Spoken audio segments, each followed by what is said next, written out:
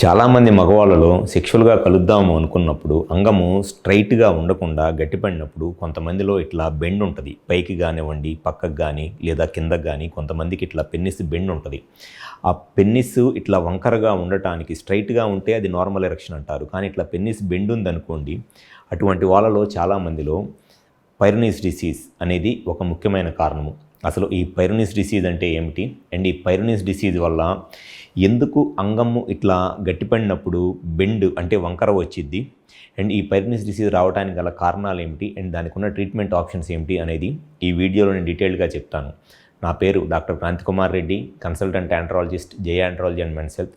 మాకు విజయవాడ, వైజాగ్, రాజమండ్రి, నెల్లూరు మరియు కర్నూలులో బ్రాంచెస్ ఉన్నాయి.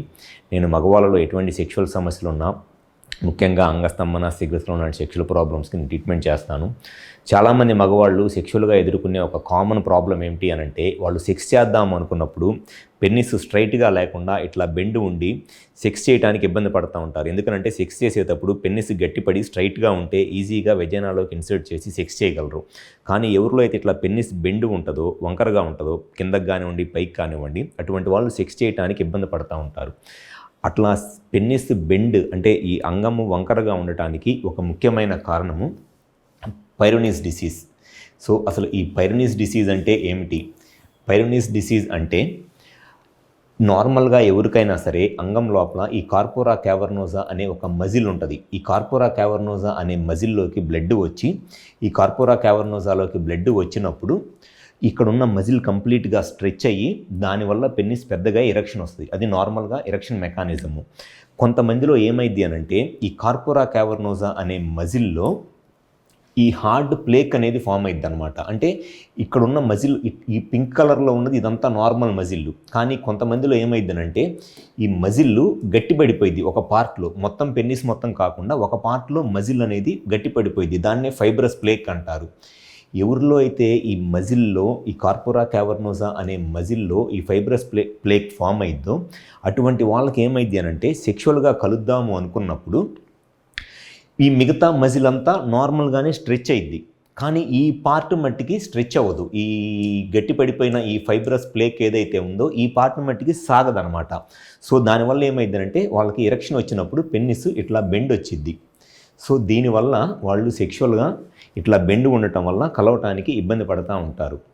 సో ఈ ఫైబ్రస్ ప్లేక్ అనేది రావటానికి ఒక ముఖ్యమైన కారణము డయాబెటీస్. అంటే ఎవరిలో అయితే షుగర్ ప్రాబ్లం ఉండి డయాబెటీస్ ఆ షుగర్ కంట్రోల్లో ఉండదో అటువంటి వాళ్ళలో ఈ ఫైబ్రస్ ప్లేక్ అనేది చాలా కామన్గా వచ్చే ప్రాబ్లం.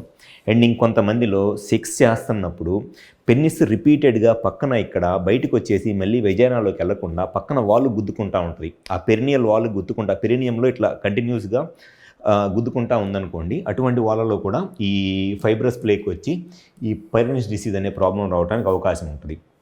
సో ఇటువంటి వాళ్ళు సెక్షువల్గా ఎదుర్కొనే సమస్య ఏంటి అని అంటే ఇట్లా పెన్నిస్ బెండ్ అయిపోయి సెక్స్ చేయడానికి ఇబ్బంది పడుతూ ఉంటారు. దాంతోపాటు ఈ పెన్నిస్ బెండ్ వల్ల పెయిన్ కూడా వచ్చింది. అంటే ఈ పెన్నిస్ లోపల ఈ దీనివల్ల పెయిన్ కూడా వచ్చింది అనమాట. సో ఎవరిలో అయితే ఈ పెన్నిస్ బెండ్ ఉండి సెక్షువల్గా ఇబ్బంది పడుతున్నారో దానికి ఒక ముఖ్య కారణము ఈ పైరోనిస్ డిసీజే ముఖ్యమైన కారణము. సో ఎవరిలో అయితే ఈ ప్రాబ్లం ఉండి సెక్షువల్గా ఇబ్బంది పడుతున్నారో అటువంటి వాళ్ళలో ఉన్న బెస్ట్ ట్రీట్మెంట్ ఆప్షన్ ఏమిటి అని అంటే షాక్ వేవ్ థెరపీ. దాన్నే extra corporeal shock wave therapy అంటారు. ఈ extra corporeal shock wave therapy అనేది జనరల్గా ఎవరైతే ఈ పైరోనిస్ డిసీజ్తో బాధపడతా సెక్షువల్గా ఇబ్బంది పడుతున్నారో వాళ్ళు కనుక ట్యాబ్లెట్లు వాడుకుంటున్నా వాళ్ళకి ఈ ప్రాబ్లం క్లియర్ అవ్వక సెక్షువల్గా ఇబ్బంది పడుతున్నారో చాలామందిలో ట్యాబ్లెట్స్ వాడుకున్నా కూడా ఈ పైరోనిస్ డిసీజ్ అనేది అంత ఈజీగా తగ్గదు. సో పైరోనిస్ డిసీజ్కి ఉన్న బెస్ట్ ట్రీట్మెంట్ ఆప్షన్ ఏమిటి అని అంటే ED1000 shock wave therapy.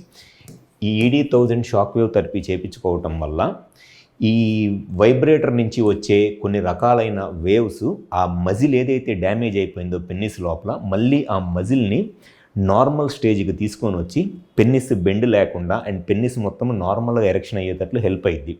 So ఈ పైరోనిస్ డిసీజ్ ప్రాబ్లం ఉన్న వాళ్ళలో బెస్ట్ ట్రీట్మెంట్ ఆప్షన్ ఏమిటి అని అంటే ESW ట్రీట్మెంట్.